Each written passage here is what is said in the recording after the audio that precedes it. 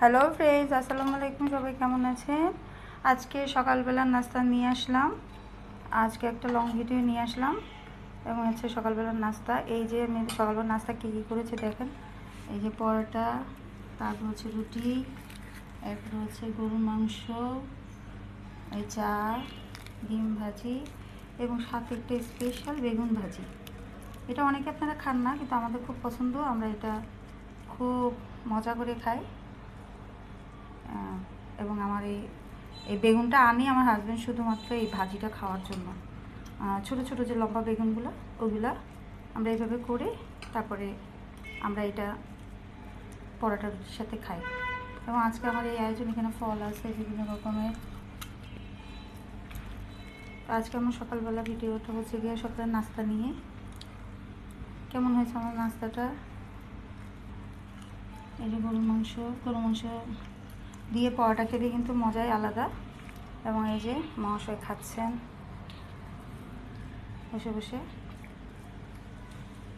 ছেলে এখনও ঘুমাচ্ছে, শুক্রবার যেহেতু ও উঠবে তারপর খাবে।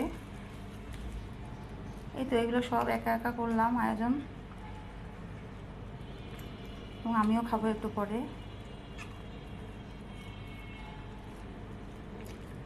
আপনারা কে কেমন কি খাচ্ছেন আজকে শুক্রবার জানাবেন। সবার কেমন কি আয়োজন চলতেছে। তো আজকে আমার ভিডিওটা এই পর্যন্ত। সবাই ভালো থাকবেন। আল্লাহ হাফিজ। আসসালামু আলাইকুম। বন্ধুরা, এটা আপনারা কি নামে চেনেন?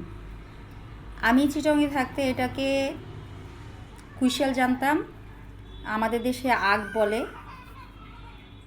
আর এছাড়া ইক্ষু বলে অনেকে। আপনারা এর কি কি নাম জানেন একটু জানাবেন। বন্ধুরা আসসালামু আলাইকুম। এই যে আমি একটা মিষ্টি কুমড়া সংরক্ষণ করে রেখেছিলাম।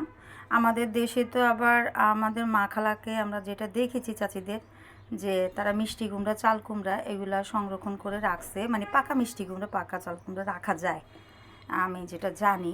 তা আমিও রেখেছিলাম, এবং তখন যখন সস্তা পাইছি তখন কিন্তু দেখেন একটা মিষ্টি কুমড়ায় মাত্র 40 টাকা।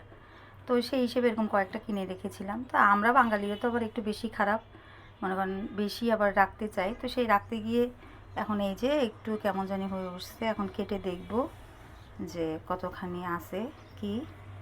তো এটাই বললাম যে আর কি, আমাদের দেশে তো এগুলো সংরক্ষণ করে রাখা যায়, রাখতে পারি আমরা। এখন দেখব যে এর ভিতরটা কেমন কি আছে। বাকিটা আল্লাহর ইচ্ছা।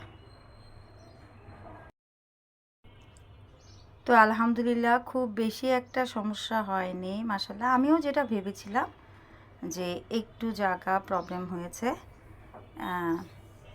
এই যে এটুক তো ফেলে দিব, এতে আর সমস্যা হবে না।